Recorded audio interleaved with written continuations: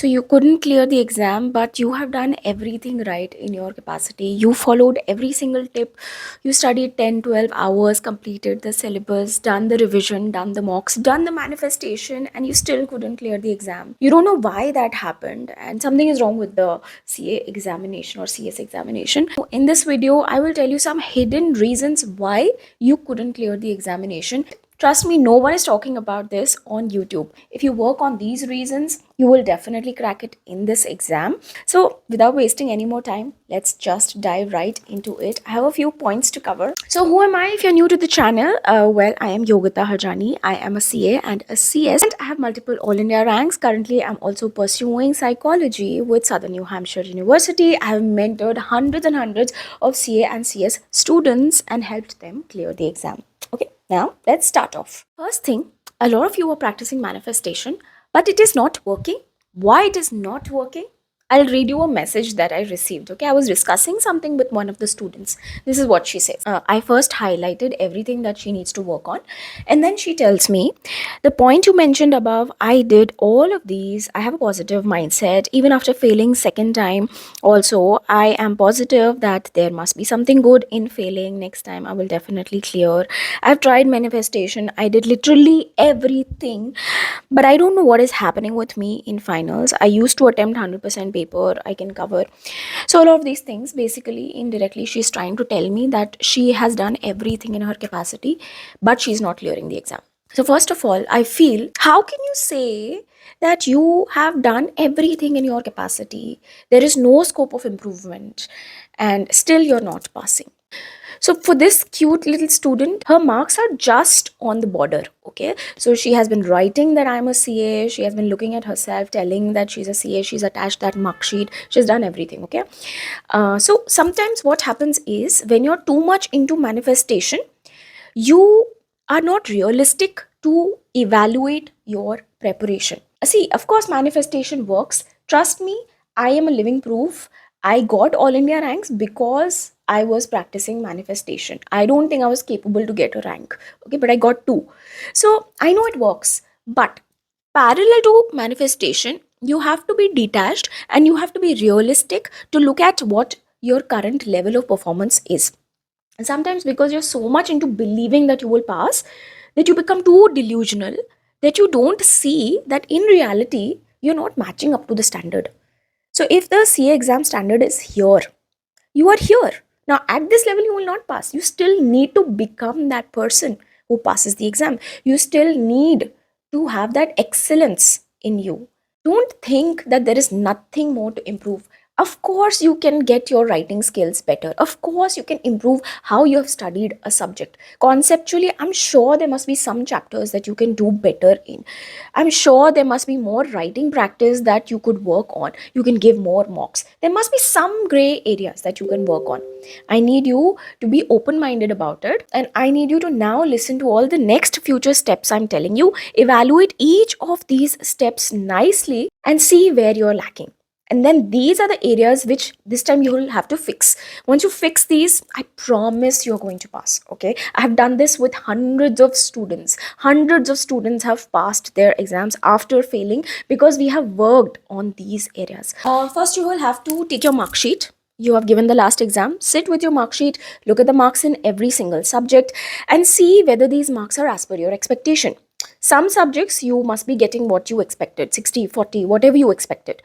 Some you must be scoring less than what you expected. These are the main subjects that we have to first of all prioritize and improve. Our job is to evaluate why we got less marks compared to what we thought. So you'll have to sit down with your paper with whatever solutions you had written in the examination. You have to look at the actual solution by ICI, or maybe some faculty has given, and then please evaluate which questions you've gotten less marks. Maybe your writing style is not good. Maybe you did not attempt the full paper. What was it? This is the time when you have to be honest with yourself. Nobody else is going to really tell you these things. If you can't be honest with yourself, I want you to sit with a teacher. I want you to sit with one of your seniors. sit down, evaluate, or you can also enroll in our mentorship program, and I can help you with evaluating what are your gray areas where you need to work on. Your gray areas will fall in one of these areas that we are going to be covering now as we move forward in this video. Next point, syllabus coverage. Did you cover the full syllabus? Okay, let's say accounts, FR. Did you cover all the chapters? Now, mostly what happens is the students go in the classroom, they study everything. Post that, when they're sitting down to study again on their own without the teacher, they cover A category chapters, maybe most of the B category chapters. C category chapters, they will only look at one or two important questions, and that's it. And then maybe if they revise, they'll probably repeat the same thing. Okay, some chapters you're conceptually strong, some you're weak. Okay, but for most students, I have noticed that you guys cover only 70-80% of the syllabus, and you expect to get good marks. Understand, there is a filtering process that I've learned from my experience with students, with my own exams. If you study 70%, then in the examination maybe you attempt 70-80%. Now, after removing all your errors, mistakes, everything, you will probably get 35-40 marks. That's just how it goes. So if you want to get 60 marks or 70 marks here in the final result, you have to start with 100% syllabus. Got to do 100% syllabus. Yes, all A category, B category, C category chapters. Internally also, sometimes in a chapter, students are going to leave out a few topics that are not important, and then somehow they come in the exam. You have to cover the full chapter, every chapter, A category, B category, C category, all. So 100% completion of syllabus. You go in the exam, attempt 100%, and that's how you get 60 to 70% marks. Even if 100% paper is accurate, even all India rankers, they don't get 100 marks. So that means there is some marks that are anyways going to be deducted. You will automatically get 20 marks less. Now you might think, I just want 40 marks, so I can go with 70% syllabus. But not true, because you don't know which subjects paper is going to be good, paper is going to be tough, which subject paper is going to be easy. You don't know those things. In the exam, anything can happen. So you got to have a diversified, a good strategy that covers every risk. So ideally, I would say 90% syllabus minimum, bare minimum, you have to complete in every subject. That's how you're going to pass. So first of all, check if that you've done or not. Brutally be honest, chapter by chapter, check. Next thing, I want you to write down all of these things. They're very crucial, they're very important. Basically, this is a session going on between us. Okay.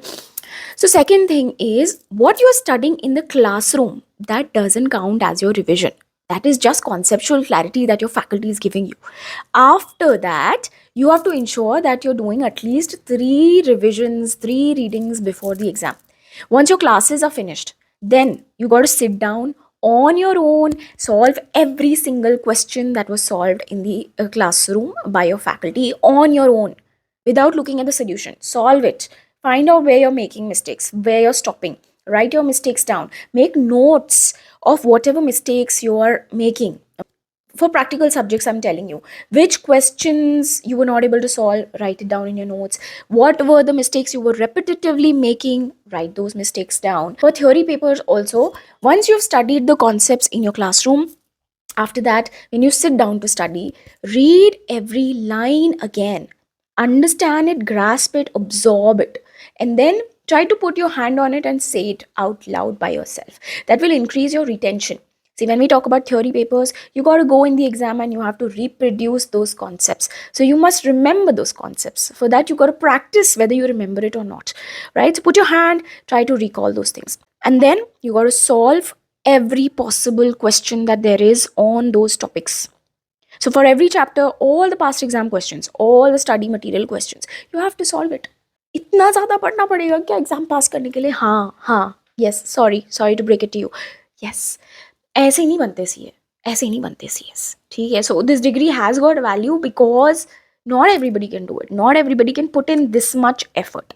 Okay, so that's your first reading, and then in the second, third reading, again, do all of this again. When you're revising 3 times, you do not count your classes. Do not count when you're watching a revision lecture online. Also, I have noticed that students who are giving second or third attempt, they count their previous attempt reading also. that I have already studied the subject two times before. So this time I don't have to study that much. I will study it only one time. No, you will get less marks. This time, before the exam, you have to basically do three readings again. When I say three readings are compulsory before exam, it does not include your previous attempt reading. This attempt, you got to do three readings. See, my job is just to tell you the rules. Whether you follow it or not, that's up to you. Whether you want this exam badly enough, that's up to you. If you follow these things, you will 100% pass in the exam. Whether you do it or not, it's up to you. I can only tell you what works because I've given so many exams, I've mentored so many students, I have tons of experience. Next important thing is, many students I've seen, they will never solve the questions by their own hand. What they will do is, they will just overview the questions. Or if the faculty has solved it, they will just look at those solutions. Even if you look at those solutions, you think you know how it is being solved. When it comes to actually solving those questions by hand, trust me, you will not be able to do it unless you have practice. So when you orally solve a question, be it in theory or in practical, it doesn't matter unless you have written practice. Now see, in practical subjects, you got to solve the whole question in writing when you're practicing. But when it comes to theory subjects, you don't have to write the whole answer entirely to practice. That will take too much time. We don't have that much time. Let's say we're talking about law. In law, there is a certain section. In that section, there are four main points, four main provisions that have to be written in the exam if you want to score full marks. Okay, so when you're practicing by yourself, you don't have to write the whole section, the whole answer, conclusion, analysis, facts of the case. No, you're only going to write those four main points that need to be covered. That's it. Now, when we talk about practical subjects, on the other hand, there you have to do the full solving of the question. Now, don't do it in the most professional, nice way. You have to do it in rough. You got to do practice like this. When students think that they have to practice, they only think that, in the end, we're going to do mock papers. That's it. No, for every chapter, every question, also you have to do it like this. That is how you get in-depth knowledge, in-depth writing practice. Your speed increases when you're doing it every single day for 8-9 hours. You're doing written practice, rough may you're solving these questions and everything. Imagine the kind of speed that you will develop. Imagine the kind of thinking processing ability you will develop compared to a person who is doing everything orally. Next thing is, if there are amendments for this exam, ensure that you remember those amendments very nicely. You've practiced the questions. If there is, like always, there is a new RTP, revision test papers, that are issued by the institute. Those revision test papers, those mock papers, they have to be done. You cannot leave them. RTPs, revision test papers, mock papers, amendments, they cover roughly 15 marks or 10 marks in every paper. So make sure you're not missing out on them, and these have to be revised just before exam also. Next is, have you done enough past exam papers? See, for every subject, you should know what is the paper pattern. How many questions are going to come in the exam? How many marks each question is going to carry? Question 1 is coming from this chapter, question 2 is coming from that chapter, question 3 is coming from that chapter. You should have that kind of in-depth, thorough analysis of the exam paper. Even before you step into the exam hall, you should know what the paper is going to look like. Okay, so you know which questions you will attempt first, which questions you will attempt later. See, there are two types of students. Let's say one student, he has taken past 6 to 8 attempts papers, and he has solved all of those 8 attempt papers. Okay, he knows how many questions will come, what kind of marks will be allotted to which chapters, what like the first few questions will be hard, the last few questions will be easy. He will have an understanding that in every chapter what is the institute looking for. Okay, he will have so much knowledge that in the exam hall his paper is going to go very smoothly. He will have a lot of confidence also, because he has studied all of these papers. Versus this other student, he has just done a couple of mocks, he has just done one or two papers. His level of knowledge, real life knowledge about what kind of exam will come, is way less.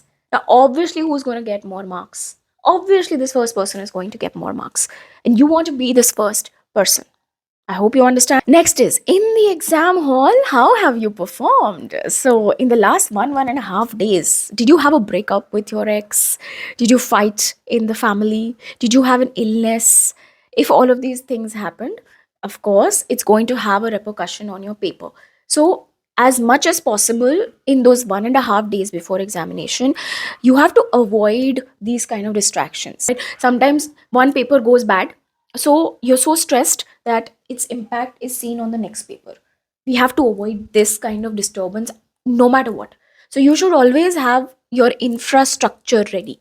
That means you should have your family ready that can support you. If your family is not supportive, one or two faculty, one or two friends in this whole wide world who are nice, positive, you need to keep them on hold. That listen, it's my exam. If something happens, I'm going to come to you, cheer me up. Okay, you need to have that social infrastructure ready for you during the exam.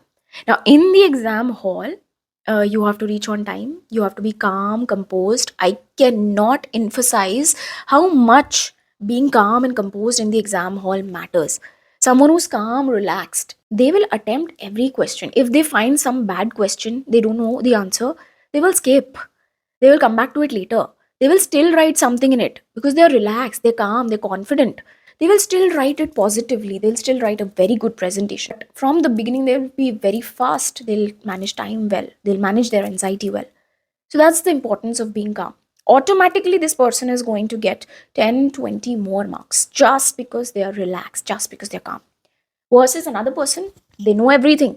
They've done the full syllabus, but they're stressed. Okay, they will not remember things in the exam. They will panic. They will get anxious. They'll make bad choices in the exam. They'll choose wrong questions to attempt. Their presentation might not be the best. They might miss out on speed or writing. So they'll get less marks. So having that calm state of mind for the exam is so crucial. Okay. And next thing, in the exam, how much have you actually attempted? Yes, sometimes your speed is not good enough. So in the exam, you might end up attempting just 80% of the paper. Now you might say 80% is good, 80% I can pass. If you really want to pass, get good marks, you got to attempt 95% of the paper, no matter what. Okay, even if you don't know an answer, you need to have enough time management so that you can attempt it. Okay, you need to write at least the bare basic that you can write so that at least you can get half marks, at least you can get 1 mark if you're lucky. Okay, every single mark counts. So in the exam hall, you got to attempt as much as possible, at least 95% if you really want to pass the exam. So did you attempt that? If not, what can we work on? Is it the speed? Is it you did not know the concepts? Is it you got anxious, panicked? Is something else the reason? What happened? Be brutally honest. Yeah, so that is the next point. You got to be so honest with yourself here.